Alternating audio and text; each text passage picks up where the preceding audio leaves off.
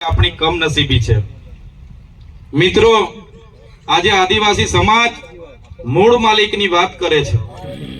આપણે મૂળ માલિકો છે।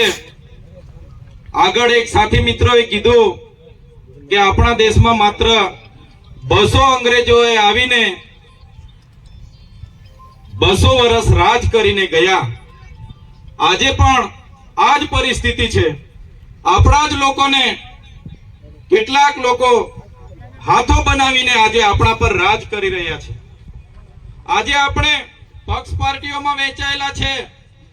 આજે આપણે ધર્મ સંપ્રદાયોમાં વેચાયેલા છે। આજે આપણે સંગઠનોમાં વેચાયેલા છે।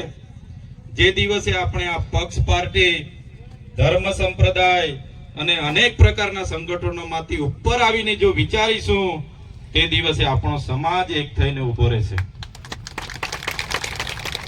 એક ખૂબ સરસ માહિતી અહીં આપી છે આપણને। ગ્રામ સભાની માહિતી, સંવિધાનની માહિતી, કાયદાકીય માહિતી, તમામ માહિતીઓ 1 by 1 આપણા સાથી મિત્રોએ આપણને આપી છે। તો હું વધારે વિશેષ લાંબુ ભાષણ નહીં કરીશ, પણ આજની જે વાસ્તવિકતા છે, આપણા કલાકાર મિત્રોએ ખૂબ સરસ ગીત ગાયું છે। શરૂઆતમાં પણ એમણે ગીત ગાયું કે આપણે આપણી હક અધિકાર વાળી લડાઈ લડવી પડશે।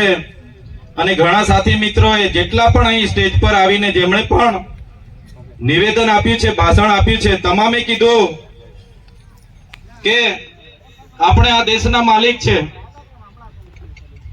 આપણા આદિવાસીઓમાં ચૂંટાયેલા પ્રતિનિધિઓથી લઈને ઘણા આપણે પરેશાન છે। પણ મિત્રો, આજે આ સ્ટેજ પર આપણે સામાજિક રીતે આપણે ઉપસ્થિત થયા છે। જેટલા પણ અમે રાજકીય લોકો અહીં તમારા આમંત્રણને માન આપીને ઉપસ્થિત થયા છે, તમામ લોકો અમે એવું માનીએ છીએ, પહેલા અમે આદિવાસી છે, પછી અમે કોઈ પાર્ટીના છે।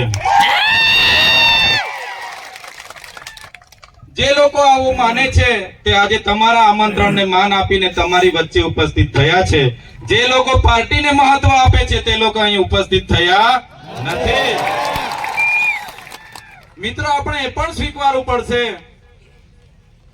કે આદિવાસી ઉમરગામથી અંબાજી સુધી ગુજરાતની આપણે જ્યારે વાત કરીએ છીએ, આટલો મોટો આપણો આદિવાસી સમાજ છે, આપણી 27 જેટલી બેઠકો છે, તો આ બેઠકો આપણી રિઝર્વેશન છે।